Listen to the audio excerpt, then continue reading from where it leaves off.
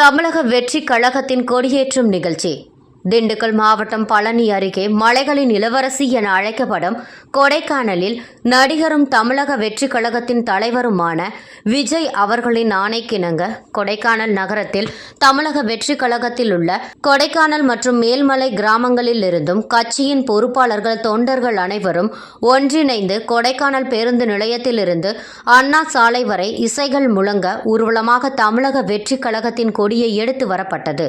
அனைத்து தொண்டர்கள் ஒன்று திரண்டு அண்ணா சாலையில் அமைந்துள்ள ஸ்டேட் பேங்க் ஆஃப் இந்தியா எதிர்ப்புறம் இசைகள் இயக்கியும் வெடிகள் வெடித்தும் தமிழக வெற்றி கழகத்தின் கொடியை கொடைக்கானல் நகர தலைவர் வினோத் ஏற்றி வைத்தார்.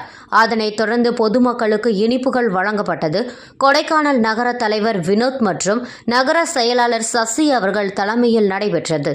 இதில் பொதுமக்கள் மற்றும் நடிகர் விஜயின் ரசிகர்கள் புகைப்படம் எடுத்தும் வாழ்த்துக்களை தெரிவித்தனர்.